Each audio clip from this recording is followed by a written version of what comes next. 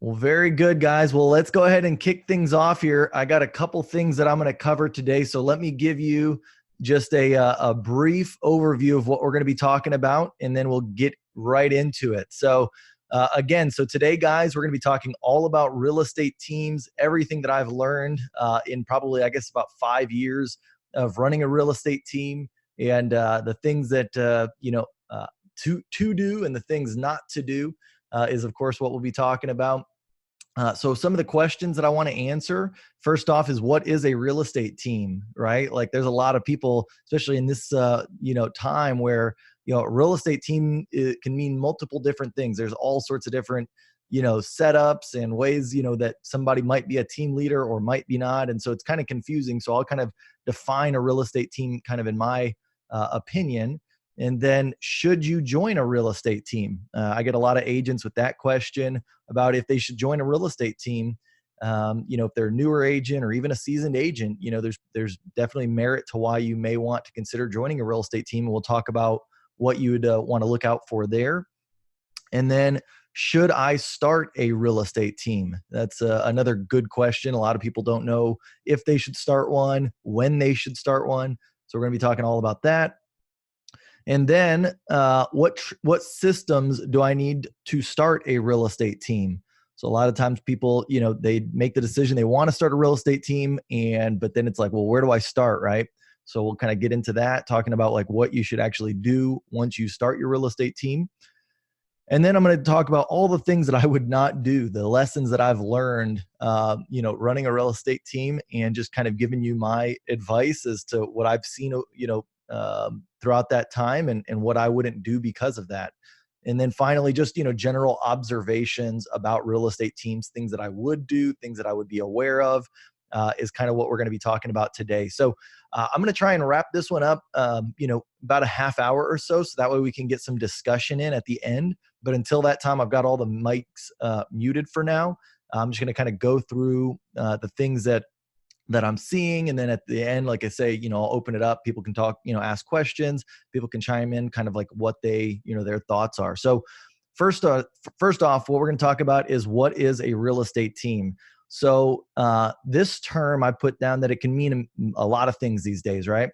A real estate team, as how I kind of see it, it's just a group of people working together to accomplish a common goal, which is selling more homes in this case, right?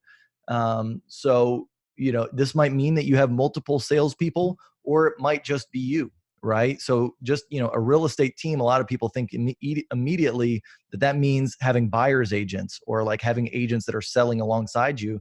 And quite honestly, I mean, that's not really the case. I mean, the way I look at it, I consider myself a team leader. I've got a transaction assistant that helps me, with all my paperwork and all my files. And I've got a showing assistant, right? Like those are literally the only two people that I pay on my team right now. I don't have, any full-time buyer's agents or anything like that. I have in the past, but even still, I would consider that a real estate team, right? Like you've got people, whether you're paying them as staff or whether you're paying them like as kind of like a per transaction type of a thing, like, that is a real estate team. And so, right from the start, that should help kind of answer one of the next questions, which is going to be, should I start a real estate team? We'll get to that next. But I wanted to at least define a real estate team, off at the beginning, right? So now we at least know what that is. Before we get into, should I start a real estate team? I want to talk about, should I join a real estate team? Because I think a lot of the people probably watching this call, that's probably where most people are at. They're probably, newer agents, kind of, either you're struggling or you're just starting, you don't even know what to expect. And you're wondering like, well, man, like, how do I get this real estate thing going? And so I want to speak to you guys first and kind of give you, my thoughts as being a team leader and, if you should be looking to join a team or do your own thing. And so kind of the way I look at that, like if you should join a team or not, is I kind of say that it depends on your prior experience and your network of people. Right. So like if you previously had a sales career and kept a large database of past clients and people that you network with, I would say you probably don't necessarily need a team. I think that, one of the advantages of having a team is that you can get plugged in right away to incoming leads and deals that you're going to be in front of. right away. But honestly, if you have come from a prior deal, like I'll just give my prior experience, is I, did new home sales for 5 years ever before, before ever getting into general real estate. And because of that, I had sold, roughly 40 to 50 homes a year for the new home builder. And luckily, one of the best things that I ever did was I kept a separate database of those people in that I had sold homes to, right? Like I had their emails, their phone numbers, their names, all their home addresses, all that kind of stuff in a Excel spreadsheet. And so when I got into general real estate, that was the first thing that I went back to, and I started letting them know, like, hey, I'm in general real estate now. I can help you and all of your friends and family. I'm going to give great service, but I can help them anywhere, not just in this one single neighborhood at this one single price point, but anybody, anywhere in San Antonio or the surrounding areas. And so I was able to get going, build traction right away, like right out of the gate, within the first, 30, 60, 90 days. I already had clients that I was working with. I already had closings kind of coming up on the books. And I think for most people, if you have that sort of opportunity there where you already got like a list of people, you're going to, go out there and just, tell the world about, you getting into general real estate, then I think that, you probably don't necessarily need a real estate team right away. Now, if you're just starting your sales career, right, and maybe you're starting your sales career in real estate, right, those are kind of two tough things, right? Like you just got, starting in real estate is hard enough as it is. And then if you're just a brand new salesperson, that's a hard enough thing as it is too. And trying to do both of those, learn both of those, and, get clients and leads and all this kind of stuff. Those are the types of people that I would think that you may want to investigate looking for a good real estate team, out of the box. And the thing is, I mean, that's not any easy task to do either. Just finding teams that are willing to take on agents, that's something you have to actively do, right? Like you got to be, out there talking to other agents, trying to find names of team leaders that are, looking to hire or just looking to grow their team. And then you want to go talk to quite a few of them. I would definitely recommend you look at 3, 4, 5 team leaders, and because you may not be a fit for them and they may not be a fit for you, right? Just depending on like what you're hearing from them. I would definitely say you want to look towards a team leader that has experience, that's been a team leader for a few years or at least a couple years, and shows that they're growing year over year. Because there's a lot of team leaders out there that are, quote unquote team leaders, but they're just figuring it out too. I mean, I think we're all figuring it out all the time, but at the same point, if they're brand new and trying to figure it out, that's a hard thing to go along with when you're really trying to start selling houses right away. And then that could end up just making or breaking your entire real estate experience. If you can't sell a house in 3 to 4 months, you end up getting out of the business and, thinking that it's not for you, when really, it could have just been that particular team you joined. So make sure, that's just as important as, deciding to come into real estate and, making that jump is, if you are going to join a team, you actually, investigate multiple teams and make sure that you find the right fit for you. So let's see. All right. So now here's the other one. So I would consider it if you were just starting in real estate or in a new market. So that's the other thing, is like, if you just move to whatever market you're in, you don't know a whole lot of people, that could also be, a good chance for you to do that. The other reason why joining a team, especially a successful one, is important as a new agent is you start to see what systems are important in a real estate business. If you join a team and they truly have it going on, they should have systems in place where, if and when you decide you don't want to be on a team, you at least know, what was successful in that team environment, and you can take that along with you down the road. So the other thing I've put here is, if you are truly self-accountable, then I would recommend just starting with calling expireds and for sale by owners and doing open houses on the weekend. So that's the other big part of it, is like, if you, and this is just, you got to get real internal and deep with yourself and figure out like what you're good at, what you're not good at. And it's not bad if you're not self-accountable, to yourself. Well, then just realize that that's something you don't naturally do well. And so you need to put accountability in your life. And one way that that might be possible is joining a team. Another way that that might be possible is, joining coaching, or, getting, paying for, weekly, where you're, in front of somebody and they're checking your accountability and, like, all your metrics that you should be doing.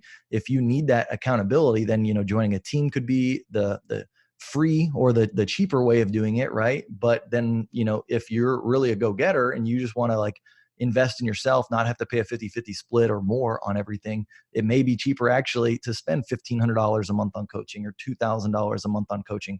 That's just that balance you have to take on. Like, what risk am I willing to take as a new agent?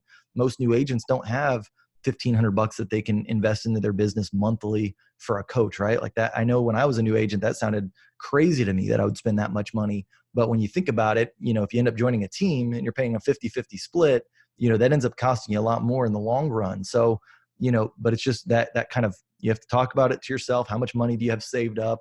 How willing are you to kind of do these things yourself and be dedicated to it? If you're not, if you're just kind of testing the waters, then, maybe you do need to get on a team, but if you're going to really make this a solid effort and go after, real estate, and you want to not be on a team, and you think that you either have the self accountability or you can find somebody to hold you accountable, then again, there's, plenty of ways that you can just, start with calling expireds, for sale by owners, getting listings that way. And then, of course, doing open houses on the weekend, and doing open houses the right way. That's the one thing too, I will say, is like, I've got a whole video on how to do the right open houses, what to look for, versus just doing, open houses on your own listings or doing them when somebody asks you to do one. You need to go out there and be proactive when you're doing open houses. And if you do that and you pick the right ones to do them on, you can get 15, 20, 25 people through each one each weekend. And that's a great way to get business going, but you got to be self-accountable. You got to go out there and make that commitment that you're going to go do that. So, all right. So anyways, I think that's enough about should you join a real estate team. The next thing that I want to talk about is, should I start a real estate team? So, and again, I'll go back to my definition of what a real estate team is. I think everybody should start a real estate team, right? Right from the get-go, in the way that I defined it. Now, this is the way that I think that a real estate team should be built out. That's probably a better question. In my opinion, is, how should you build out a real estate team? And the way that I look at it is, I think immediately all agents, they should have somebody doing their transaction paperwork. So somebody should hire, every agent should hire a per transaction coordinator immediately, right? And find a good one like that. I wished that I had the person that I have doing my transactions now when I first started in the business. The amount of time that you'll save, and the level of support and, experience that your clients have when you have somebody dedicated towards that, when they're good at what they do, it will make you look like a professional. It will keep you out of the weeds and, prospecting and doing the things you need to do to grow your real estate business, versus, in the beginning, a lot of times I would almost use doing transaction paperwork stuff as kind of a crutch, right? Like if I didn't want to do work that day, or if I was just whatever, I would do all my paperwork stuff. I get it so organized, and I would do all this thing. So I didn't have to make prospecting calls, which is something I, don't really like to do. Right. I would find anything else to kind of get me out of doing that type of work. And, when I took the paperwork side out of it, now it's like, I don't even think about doing that kind of stuff. So it keeps me focused, having that transaction coordinator. And for them, most of them, they charge, $300, $350, $400 per transaction. And I'll tell you right away, that's immediately worth it. I would pay twice that. I don't know if she's watching this call, but, either way, the money you pay for that is well worth it, in my opinion. And that would be the first person you would hire onto your team, right? And you got to look at them even though they're not full-time salaried person of yours yet, they're part of your team, right? So they're part of your team just as much as if you, have a lender is a part of your team, that you're going to work with hand in, every single day, all the time. So, lender, title company, inspector, home warranty rep, all these people are part of your team. And these are the people that you want to make sure that you have a great network with early on. So transaction coordinator immediately, showing assistant immediately. I think that, that's when you're a new agent, there's going to be times where, you're just not going to be available. And I think that as, one of the things that I liked the most about having a team was the fact that, I could give the best level of service to my clients. And so when I decided not to have buyer's agents anymore, the one thing that I realized is I didn't want the level of experience for my clients to go down in any way. And I was able to accomplish that by having showing assistants. So that way, if I'm not available, I travel pretty often, I get busy pretty often. I didn't want my clients not to be able to see homes or something like that because of it. And so having a showing assistant for me that I pay like per time that they go out and show properties has been, an amazing thing for me. And so in the way that I have that set up is, basically I have it set up to where any kind of tour that my showing assistant does, they earn $25 for the tour plus $10 for every single time that they show a house. So like, for instance, if it's a one house tour, they earn $35, right? If they show 5 houses, which is most common, they usually are showing 3, 4, 5 houses. They're earning, if they did 5, they're earning $85 or $75, 5 times 10, plus 25. So $75 for that. And you can change that around, however you want. You can do more, $40 per tour and $15 per house, whatever it is you think is fair. But quite honestly, I think that is something that's good for you to have in your back pocket. And I don't use it all that often, right? But when I need to, I have that available. You may even need 2, right? But they're not anybody you're hiring. Most of these people, they're agents, they're doing their own business anyways. And so you're just, asking them like, hey, from time to time, would you be willing to go show houses for me on an as needed basis? And that's, again, doesn't cost you anything. The whole premise you're going to see behind real estate teams that I've learned over the time, and this is not just for myself personally, but this is also from talking to a bunch of team leaders, is you have to keep your overhead extremely low. That is one trap that so many team leaders fall into is, just taking on so much overhead, taking on so much risk, and there's really no return in it. There's, it's funny because I remember almost feeling guilty when I went to a real estate team and charging buyer's agents 50-50. I was like, man, I'm taking 50% of their commission. But it's almost so much reversed now because I see it from the other side.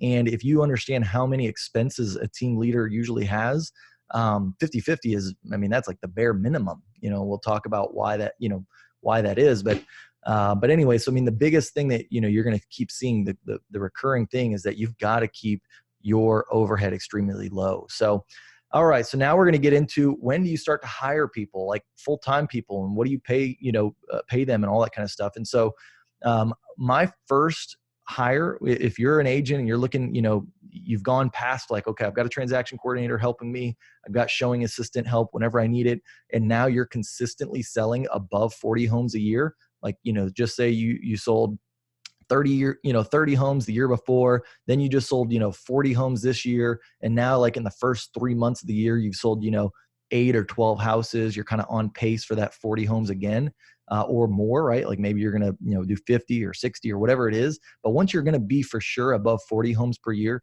I would say at that point, you would hire your full-time assistant. That's when you actually take somebody, hire them, train them as, first off, they're going to take over the transaction coordinator position.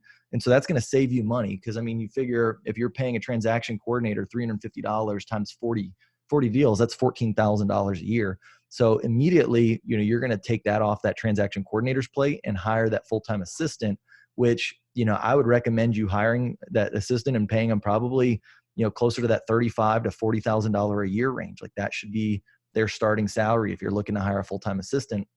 And so that might sound expensive, but at the same point, you're saving 14 grand just from not having to do the transaction coordination. And so they're going to do the transaction coordination for you, plus all sorts of other things, right? Like, marketing stuff that you're going to need, to get back to your database. They're going to do all sorts of like, reach outs, setting up, planned events. Like maybe you're doing a monthly happy hour, maybe you do a Christmas party, all that type of stuff. Plus, if you can find somebody that's licensed, that's even better in my opinion. I would even pay a little bit more if I could find somebody that has their real estate license, just because then in a pinch, if you ever needed them to do something that required a license, you've already got that flexibility. And so they don't have to be, but like I say, they definitely, you can have enough things for them to do. If you're an agent selling 40, 50, 60 homes a year, there will be enough things for that full-time assistant to do that they wouldn't have to have a license and they would still be busy. But if they have a license, it just gives you that additional flexibility, which is kind of nice. Okay, so then you got full-time assistant. The next person, in my opinion, is once you've now scaled up, like you've gotten a full-time assistant, hopefully you hired that assistant so you can grow more, right? Like it's going to put you more into the prospecting activities, generating more deals for yourself. So now you should be doing more than 40 homes per year. And I'd say once you get to around 60 homes per year, which is basically 5 homes per month, then that would be now finally when you start to think of needing to get a full-time buyer's agent. There's a lot of agents that do, that can do 60 homes, 100 homes, even, is kind of the highest that I'd see on their own, right? Like with a team, just not buyer's agents. Like they can do it with, some leverage, especially if they're very listing focused.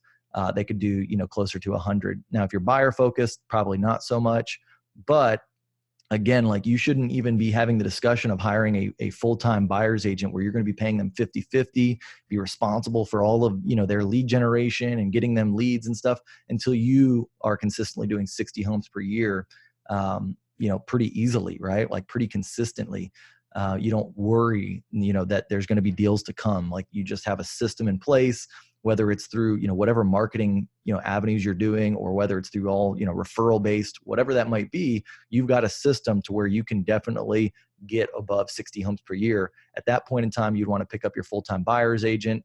And again, that's going to be the person that I recommend you only pay them 50-50 or less. I mean, I know some that are 40-60, 50-50, but don't get into the trap thinking you got to pay them more, 60-40, 70-30. Because I will tell you, at that point, it doesn't become worth it to have a buyer's agent. So anyways, and we'll get kind of more into that. All right. Now, what systems do I need to start a real estate team? So this is, it's going to sound very simple and plain, and quite honestly, that's how it needs to be. But honestly, you need something to, track and hold accountable your team, right? So like whether that is, your transaction coordinator, right? You want to have a system to track that, and that's easy, right? Like that can literally just be, getting some kind of feedback at the end of a transaction from your clients, right? And just, hey, what did you think on this, file, survey, right? A 5 out of 5, a 10 out of 10, like get some kind of survey or feedback system. So that way you can check to make sure that your transaction coordinator is an asset to your real estate team. And then same thing for like your showing assistants, or, in this case, say you get to the part where you're getting buyer's agents. Now you want to, for one, track like if they're doing a good job, but then for two, track if they're even doing their job, right? Like you need to make sure that on any lead that you get them, that it's tracked so you can find out like what is their conversion ratio, are they converting deals at the same clip that you typically would? And when I talk about that, that all comes around like tracking, right? So you got to have your own tracking system for yourself before you even start bringing other people into it. So you need to know what your numbers are, right? Like how many leads do you generate per week? How many leads have you generated per month? Out of those deals or out of those leads, how many did you get to sign a buyer's rep? How many did you get to sign a listing agreement? And then out of those, buyer's reps, how many ended up buying and closing, right? Like you need to have those numbers down for what you're doing. So that way, if like, say for instance, in this case, you get a buyer's agent, so that way you can kind of offload some of those duties and focus more on listings. If you start giving them the same deals you would have taken as a buyer, doing the buyer deals, you didn't make sure that they're converting them at or around the same, percentage that you were. And then you need to make sure that not only are they, closing them, but they're also giving them the same amount of service or the same level of services you would have. So that's where, you want to make sure that you follow up with your clients, check how the process went, all that good stuff. So like those would be, tracking and accountability. You can do that in a spreadsheet. You can do it with a CRM system, all sorts of ways. But the bottom line, like that is probably the most important thing as far as a system that I would say that you need for a tool for a team. The other thing, it's this, kind of just a system thing, but you need some kind of a checklist of your sales process, right? You need something that you can give that buyer's agent so that way they know that they need to do X, Y, and Z on every single transaction, just the way you would have done it. So that's pretty easy, right? Like you can use all sorts of different things, Trello, you can just have, again, another spreadsheet, whatever it is you need to have, but you need to have some kind of checklist. And then as far as training goes, what I usually recommend is that like, don't think that you're just going to hire a buyer's agent and like offload all of these deals right away. really, I think you hire the buyer's agent, you have them shadow you for 3-4 months. Just you still doing all the same stuff you would do normally, but now you have somebody that's tagging along with you for 3-4 months, and they just kind of find out what you're doing, which kind of gets into the whole idea. And we'll talk about this, once we get into the things I would not do.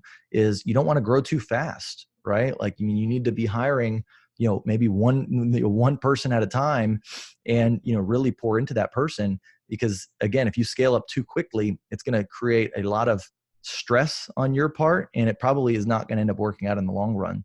And then next, the other system that I would say you need to have it with a real estate team, if you don't already have it as a real estate agent, is you've got to have being able to track your financials, right? And when I talk about that, I'm talking about a monthly profit and loss statement. You need to know what your profit and loss is. Even just as an individual agent, you need to know that. You need to have, good numbers as to, like, how much money you're making, how much money you're spending, and then how much money you're keeping at the end of it all. Those three things, right? And then when you have a team, it's no different. Like, if you have a buyer's agent, you need to make sure that how much you're making, how much you're spending, and then how much you're keeping at the end is not going down, which, I'll be honest with you, right away, it probably will go down a little bit. And you have to almost kind of expect that, as you start to scale up. Typically, it's not like you scale up and then immediately start to see, increases. You can, but usually that's not the case. Usually you kind of dip down a little bit, either because, you have to now start doing different things, right? You got to train a little bit more. You got to come up with more systems that you didn't initially have. And so you're a little bit more distracted. And then, that person that you just hired, they're probably not, up to 100% performance right away. And so, like, you're not going to get those initial boosts.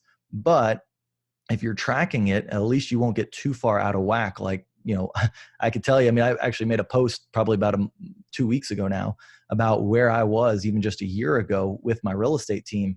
And it was all because I got away from tracking numbers and financials, and I was going off of, like, gut feelings for things. And, we had a plan, but I didn't go back and check to see if we were, like, actually hitting our plan very often. And so, we got away from the way that things needed to be run. And that will happen when you don't have clarity in your business. So again, tracking and accountability, a CRM for kind of like performance things of your team. And then, of course, run it all through your financials and making sure that your monthly profit and loss is, going the right direction. So, all right, now we're going to get into things that I would not do. So first off, I would not buy leads and turn that into a team-based thing, right? So, like, a lot of agents, they kind of get this wrong impression that, like, I'm not selling 60 homes a year myself right now. Like, maybe you're selling 15 or 20, and you're like, but you know what? If I buy a bunch of leads, I can start up a team right away, and, we're going to be profitable. And honest to God, I would never do that in my life again. I know a lot of team leaders that get into that, and it's almost like a trap, in my opinion. I think that you have to show the production first and grow your team organically from that, right? So you scale it from your organic growth. You don't try and buy this stuff and think that the team is going to start producing and creating a ton of money. I have not talked to a single team leader that has been effective doing that. Now, they can sell a lot of houses for sure, but to also be profitable and all that, it's very few and far between. I'd say it's like the 1%, right? So are there team leaders that are watching this, that are out there doing it? Probably, right? But the vast majority of the ones that I talk to, that is not how they make money, right? Like, they're successful real estate agents, and that's kind of it. And so the other thing that I would not do is, especially because if you're still, a real estate team leader, and which you'll most likely still be selling at this point, right? You're still selling real estate. Is a lot of times, you kind of, let's say you're selling the 60 or 70% of the homes on the team. And so you're staying profitable, right? Like, you're making money, but in the long run, you're actually, if you really look at the financials, the team side of it would be losing you money. Like, a lot of times, if you're not really solid on the numbers, it's easy to confuse, like, you selling real estate as an individual agent and kind of carrying the team, so to speak, to where you think that having the team is a profitable thing. I find a lot of team leaders fall into that trap. They're selling the vast majority of the transactions, but if you actually took out just what the team costs and what the team is making you, then you're actually negative on a monthly basis. And I think that that's something to really make sure that you're clear on, is what that incremental benefit of having a team is adding to your bottom line, right? Like, like now it's like, if I knew, that I was making 250 or $300,000 a year as an individual agent, and then, I have a team now all of a sudden, but I'm still making, 120 a year. You might think, like, if you didn't know that you were making 250 or 300 before, you might think making 120 is good. You're like, oh yeah, we're profitable. The team is growing, but realistically, if you kind of factor that into what you could have made as an individual agent without all the overhead and basically giving a 50% split away to an agent all the time, could be making you, I think that's something you got to be very clear on. So, all right, don't scale too quickly. Grow your team organically and stay profitable and take on less risk. That's just, again, we are going into an uncertain time, especially now where the real estate market, a lot of us are seeing kind of maybe a slowdown. We're not sure where it's going to be. It's been going up for 10 years now. And, or close to it, 8, 9 years. And, it's cyclical, right? Like, you got ups and downs in real estate. And so far it's been up for the last, 8 years. And usually it's like 5 to 6 to 7 years before you kind of see, a change. And so we're on borrowed time, I would say. It's not to say that the market's going to go down like it did in, 08, 09, all that kind of stuff, but it could slow down. And I mean, if you have more overhead, you're exposed a lot worse, right? So again, just, staying profitable, taking on less risk right now, growing organically, like those are all things that I think that a real estate team leader should focus on. So, all right. Also, other things that I would not do specific to buyer's agents. Don't pay buyer's agents different splits for different transaction types. A lot of times, team leaders think, oh, I'm going to give, them this much for deals they generate. I'm going to give them this much for, deals that I generate. And I can honestly tell you that is not something that I would encourage. I think that you take on the wrong mentality, right? Like, I mean, if they're on your team, right, like they should be, supporting the team and helping the team in the same way, regardless of if it's a deal they come up with or not. Because I mean, you are providing a lot of those deals most of the time. Even if they're on your team, you're probably providing more than half of their deals. And so realistically, to have something where, they make more on their own is not really fair to you as the team leader. It just makes their motivation maybe a little bit different. They might not want to work a deal that you give them if they know they're making less money compared to what they can do on their own. It just creates all sorts of separation there. And I wouldn't recommend it. I wouldn't pay buyer's agents more than 50-50. Again, there's a lot of overhead. You may not realize it, especially if you're just starting out a team right away, but the one thing that I'll say is you can't ever go back and charge more down the road. You can't go, like, if you were paying them 70-30 and now all of a sudden tell them you're going to pay them 50-50, it will not happen. They will leave your team right away. I've learned that lesson very clear. And so even the best agents, right, like best friends of mine, like that is just not going to happen. Now you can give them more eventually if they prove out that they, can, be an asset to your team, right? Like if you started them on 40-60, you can make them, 50-50 if, they've learned the business and they're doing well. You can almost encourage their growth that way. But you definitely can't go the other way. So don't make that mistake up front of paying them too much, because, regardless of what your pitch is down the road of why you would need to charge them the right amount, it won't matter. They will end up leaving. So again, that's just my take on it. I would not hire part-time agents as buyer agents. That's a big, for me, it's a big no-no. I only want full-time people, right? I want people that, I don't have to worry about, like, if they have other things planned, maybe they can go with me at that time, or, go shadow me at that time, or they can maybe go help clients at a certain time. It's just, they got to be full-time for me to even consider them if they were going to be a buyer's agent. And that's the other thing too, is I wouldn't hire any brand new real estate agents as a buyer agent unless they had prior real estate sales experience. And what I mean by that is in the real estate industry. Like, they could have come from title, they could have come from mortgage, they could come from new construction. But if they're, again, even just coming from a sales job, I would not probably take that person on, especially in the beginning, as your first buyer's agent. Just because I think that it's almost like a mindset. Like, I would actually rather have somebody that, had been in real estate for 6 months to a year and maybe wasn't finding the success that they, wanted, but you could tell that they're still hungry and they want it so bad to, like, be successful in real estate.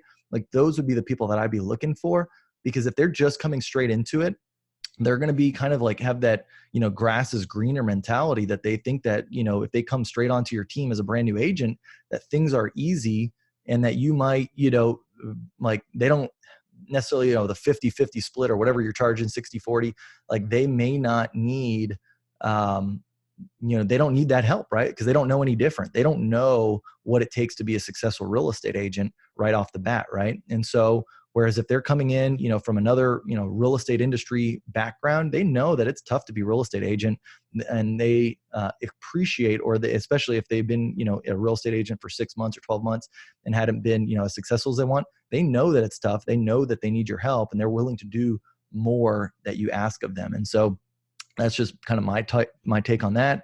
All right. So here's the other big one. Don't become out of touch with your clients just because you have a team. So now you have a team, you got agents that are helping all your buyers out. You've got a transaction coordinator. Like at the end of the day, that client needs to stay yours. I mean, yeah, maybe that buyer agent serviced the client. They helped show them houses and all that, but you cannot break that connection of you helping that person, right? Because your business and your ability to grow your team and grow your real estate sales business is directly impacted by your ability to get referrals down the road and to generate multiple deals. And so if you're out of touch with that client, well, now you're helping that agent build their business, which is great, right? Like you can still help them. I'm not saying not to help agents, but you need to make sure that the team is benefiting from it as well, right? In a big way. So like, even if down the road, that agent left your team, you have the relationship with the client, right? Like you have not lost that. That is truly the power of it. And if you think of your team, you cannot forget that. You have to lead with that. So again, that's where like having, events and happy hours, calling them, those clients consistently, letting them know that you are the team leader, right? Like they may have had an experience with one of your agents, but at the end of the day, you are the team leader. You're their go-to. If they ever come back and buy another house, if they ever have a referral or anything like that, you want them to make sure they're calling you.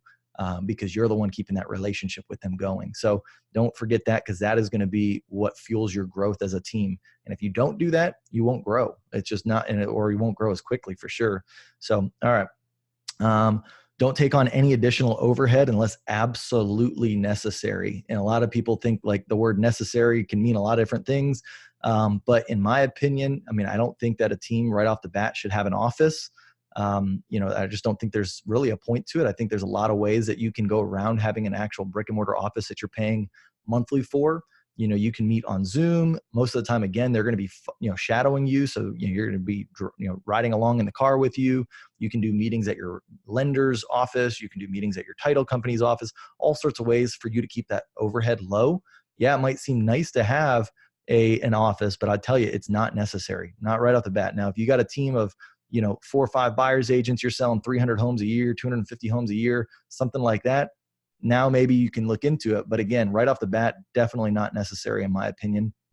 No exorbitant lead generation costs. So again, and this goes back to being organic. You don't want to grow your team by buying the leads, because I'll tell you, the margins are so thin on a real estate team as it is, that if you're buying leads, it can for sure be what makes you, be able to grow and stay profitable for what, versus what it won't.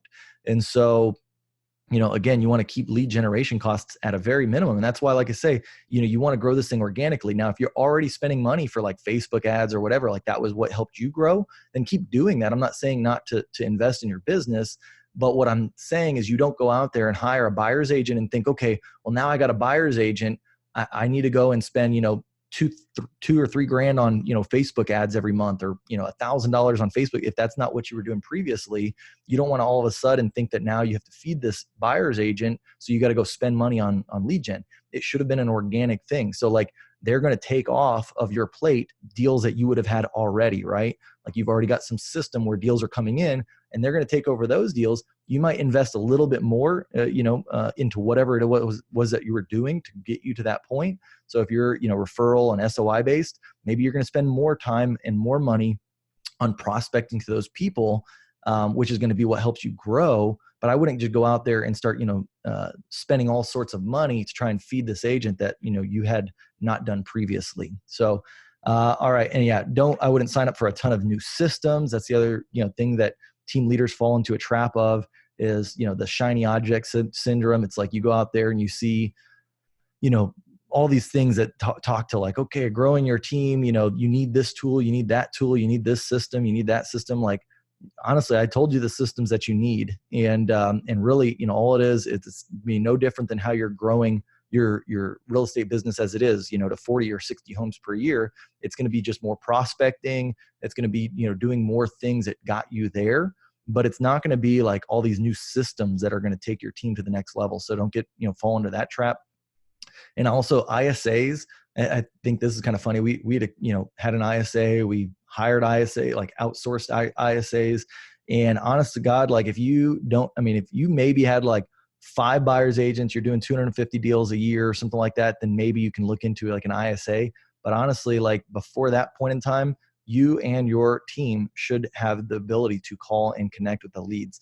I don't think that an ISA, again, it's just an additional expense. And that's where, again, I went, completely wrong. I mean, I got so bogged down in overhead that it just wasn't, you could look at my expenses and it was just crazy like that I would have ever even done that. I mean, we were spending, $2,500 a month for an ISA. We were spending $4,000 a month for Facebook lead ads.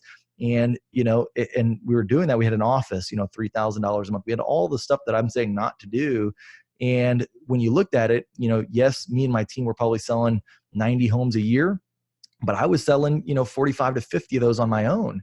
And so, my team was selling another 45 to 40 of those, maybe 35, somewhere in that range. Which if you look at that, it's about like 3 deals a month that we were consistently closing. And you look at that of what I made, let's just say our average commission was $6,000. So it's $18,000 that we were making an additional commission per month, but then I'm splitting that 50-50. So I'm making $9,000, but I've got, well over, 20 grand in overhead to run that team. And so that's where you can get pretty negative pretty quickly. So just keep that in mind. All right. Finally, we're going to get to observations and then we're going to open it up. So first off, early on, building a real estate team either buys you more freedom, time freedom, or money, but it's not both. And I think people need to be very aware of that. When you start a team, it's not like I'm building, like, because a lot of people, they get caught up in the, like wanting to scale and leverage, like, those are kind of buzzwords for teams and like leverage and scaling. But if you think about it, the reason why you would hire a buyer's agent, let's just say buyer's agent in this case, is so that way you can do more prospecting and getting more listings and, getting more buyer leads for your buyer agent to work, but you're not working less. Like, and if you do work less, you will earn less money. Like you're basically paying for your time freedom. And that's fine if that's what you need, right? Like maybe you're like, hey, you're making $250 a year and you're like, I'm comfortable making $150 a year if I could have my time back. Then that's fine if you go into it knowing that that's what's going to happen if you don't work harder yourself when you're scaling. Like, but you're not going to get both, especially not in the beginning. Maybe in the long run, if you build a truly great team, can it be a kind of more like a passive income kind of a thing? But I will tell you, it's very hard to get it to be passive. You are so involved, especially in the early stages. And when I say early stages, I mean, that's, 5 years minimum, in my opinion, just from what I know from team leaders I've talked to. So that's my observation number one. And then, observation number two, hiring is so important for team building. Don't rush it. Picking the right people and hiring the right people is so, so, so important. And a lot of times when you're just starting out a team, you almost kind of take what you can get. And that's completely the wrong strategy and wrong approach to getting somebody. You want to make sure that person is the absolute right fit. And that's where growing organically, growing slow is the better option, in my opinion, than growing completely fast and just trying to throw things together and, thinking that's the right way. And not in my opinion. Again, you want to make sure that, hey, you're always looking, right? Like you have an eye out there, especially when you're in that 50 deals a year, 60 deals a year, you know that you're going to need somebody, but you don't necessarily have to get somebody right away. So you're just looking for opportunities that kind of present themselves. you go to the title company and the title company talks about a great agent that just started, or maybe you're talking to your lender and they're working with a new agent that's hungry, but they just closed their first deal with them, a little bit ago or whatever. Like, you're looking for those types of things for an in to be able to pick somebody up onto your team. You don't want to just, grow just for the sake of growing.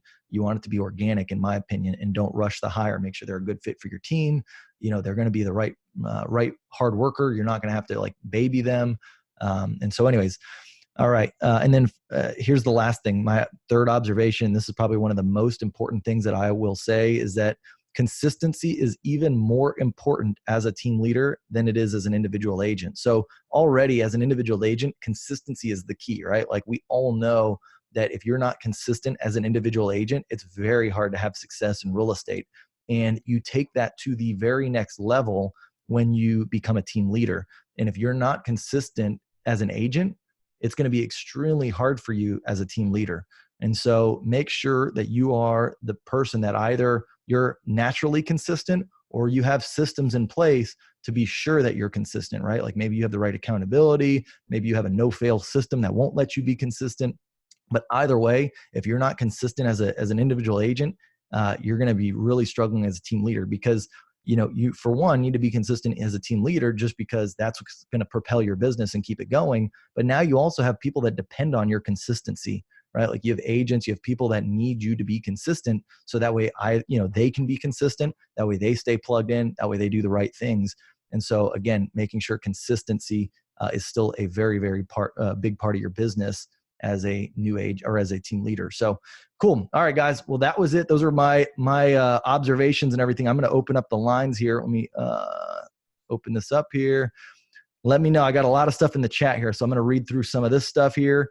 And I'd love if you guys have questions, feel free to unmute your mic, chime in. If you just got feedback or anything that you thought about from this call, feel free to chime in on that as well.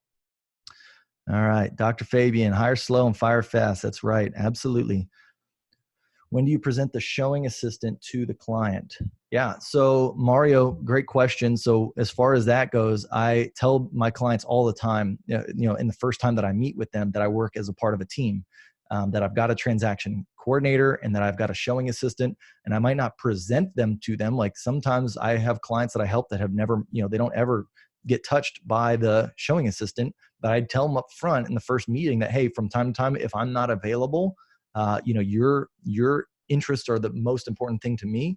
And so if I'm not available, I do have somebody or multiple people that I can, have show you homes in my absence.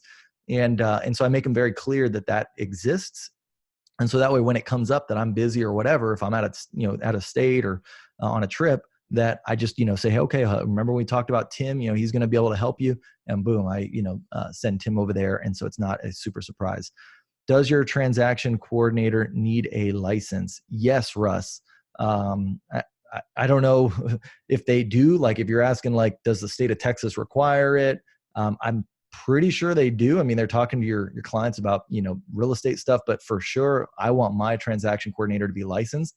And so anybody that I'm hiring on a per transaction basis, most of the time they're going to need their license. And so, and again, that's where, like, having your first full-time assistant be licensed, I think, is extremely important, because again, I'm sure there's going to be things either in that transaction process that it's kind of like maybe a gray area, or maybe even, they can't do it if they're doing some of the things you're going to need them to do. And so, but yeah, for having transaction, an assistant be licensed, I would say yes, mine is. So I don't even think twice about that. All right, let's see here. Do you pay daily? Not exactly. Let's see, what daily towards what? Not exactly sure what you're talking about there. Showings. Okay. Do you pay showing agent daily? No, not daily. I pay them per time that they show homes. So again, if they, I pay them per tour plus whatever amount of homes that they show. So again, I have it set up to where, I pay them $25 per tour plus $10 per house. So if it's a 4-house tour, they're getting paid $65. If it is a, 1-house tour, they're getting paid $35. And sometimes, most of the time, I'm kind of, I'll, if it's like a 1-house tour, I feel bad or whatever, we might change things up. But, in general, that's kind of the structure that it's set up for. I just want to be fair to the person. I want them to want to show houses for me, right? So like you want them to be excited, not be like, oh, like, I'm not getting any money from it. Like if that's the case, like if you have an agent that is a good agent, like, that you feel good with them working with your clients, like pay them more, right? Like, pay them $40 per deal plus, $15, $20 per house, like whatever it is you need to pay that person to, have them be excited about it and, give your clients good service in your absence. It's worth it for sure. But if it's like, say like a new agent that's new to real estate and they're just happy to go out and show houses so they can get experience, I'm sure they're happy to go show 4 houses and make $75 and get some experience showing homes, right? Like, so it just depends on what that scenario is. All right, let's see. What else we got here? All right. Sphere of Influence Real Estate Agent Sphere of Influence by Brian. Russ Keith gave a great suggestion. It's like read SOI Real Estate Agents Sphere of Influence by Brian Eisenhower. I've not heard of that book, Russ, but I might have to go check that out. So Russ gave a book suggestion. So I know a lot of people like book suggestions. So there you go. All right, let me go over to Facebook here. Great book. Is it? Good. Really, Thanks really for sharing, good. Russ. Let's see. What have I missed on Facebook? I go to my page. All right, guys, and feel free to chime in if you're on Zoom right now. Feel free to share if you got questions, feedback. What are your thoughts? Did I miss the mark on anything? There we go. Okay, we got a question on Facebook. It says, do you use a DISC profile when you are hiring or gut instinct? Nope, absolutely, Teresa. I do use a DISC profile. It's a great thing to point out. Is to have a DISC profile done for everybody you hire, right? And so, I mean, a transaction manager, you might not, right? But like, definitely once you get into like full-time assistant, and once you get into a buyer's agent, you want to make sure you're getting a DISC profile on them. And basically what I'm looking for on the DISC profile for a showing assistant or for a buyer's agent is somebody that's usually like an IS, something like that. Like they're influential, but they're also like, able to be social and kind of like, be somebody that people are going to like, right? Like, so that's somebody that I'm looking for. I'm not usually looking for a D personality. Like those are typically going to be the people you might butt heads with. Cause if you're a team leader, most of the time, a lot of team leaders are Ds, DI or whatever. Not saying you have to be, but again, knowing your DISC profile is important because then you can start to build out your team to complement what your strengths and weaknesses are. And so like, for instance, if you're, a team leader and you're a DI like myself, I'm looking for an assistant that's an SC, right? Somebody that's organized, that's not going to let things fall through the cracks. And, so anyways, assistants, I'm looking for an SC for me personally. And for showing buyer's agents, I'm looking for an IS typically. So, and again, that's what I look for. I'm not saying it's a hard and fast rule. Like, I mean, of course, when you interview that person, but it does play a big part in my way of thinking. So if they're not the right fit, I'm very, very skeptical on if they're not the right fit on the DISC profile, I'm pretty skeptical of that person. They have to prove me wrong when I go to hire. All right, let's see. Josh Williamson. Yep, I've been there. Oh yeah, a lot of people. Jason Phipps. Yeah, I lost 80K year one. Yep. It's guys, I'm telling you, it's not a get rich quick thing for sure. You got to be committed to the cause. You got to be ready for a lot of ups and downs. You got to always be ready to learn, be willing to learn from your mistakes, learn from other people. But that being said, it's not a bad thing. It's fun to work as a team, right? Like you're not there as a lone wolf, so that's fun to win with other people. I would say that's probably the thing that I enjoy the most about having a team is being able to win with other people, right? Like, and yeah, we might lose too, but being there with other people, I think is probably the best part about having a team. So let's see, I'm still looking into some of these comments, guys. Let's see, what am I missing here? All right, cool. Well, what else, guys? What other questions do you have? Love it, Jason. Love it. Let's see. Yeah, there you go. Curtis says, shoot, you better do one for your transaction manager. She must be a high C. That's right. Absolutely. What's the name of the book? The book is Sphere of Influence Real Estate Agents. I guess it's Brian Eisenhower. ICEN Hauer, HOWER is the book. Brian Eisenhower. Cool. All right, guys. Well, hey, anything else? What did I miss? We got some team leaders on the call. Do y'all want to give your experience, your feedback, either agree or disagree with what I've said? Feel free, unmute yourself. All right. If not, then I'm just going to assume that I'm right and that all this was gold. All right, guys. Well, cool. Jason Phipps. Haha. All right. Thanks, everybody. Yeah, appreciate that, Tracy. You were gonna assume that anyway. Curtis, you know me too well, man. I love it. All right, guys. Well, cool. Thanks for all the info. You're welcome, Manny. Well, guys, then we'll go ahead and we'll call it on this one. I really appreciate you guys jumping on. Hey, one thing, just so you guys know, is that I've my Kyle Handy channel is all on YouTube, so you can find that on YouTube. It's now just real estate sales information. I've got two separate YouTube channels. One focuses on EXP attraction training, and it's called Agent Attractors on YouTube. So now my Kyle Handy YouTube page will only be for real estate sales. So if you've got real estate sales stuff, questions, you just want to learn more and more, we put all of these recordings on my Kyle Handy YouTube page. So that's where you would go for more of this type of training. And we do these every single Monday. And just so you guys know what I'm working on right now is I'm actually working on putting all of these into a podcast format, because I got a lot of people that are like, man, I just want to listen, in or listen in the car or whatever. They can't maybe make these meetings every Monday morning. And so you will be seeing here pretty soon a link up for my new podcast, which again, don't think it's going to be anything crazy. It's literally going to be the audio from what we talk about on these calls. But again, if you're on the road or on the go and you want to be able to catch up what you missed, you'll be able to listen to it from your car. So, or wherever you're going. So anyways, cool. Jason, man, have a blessed Monday to you, brother.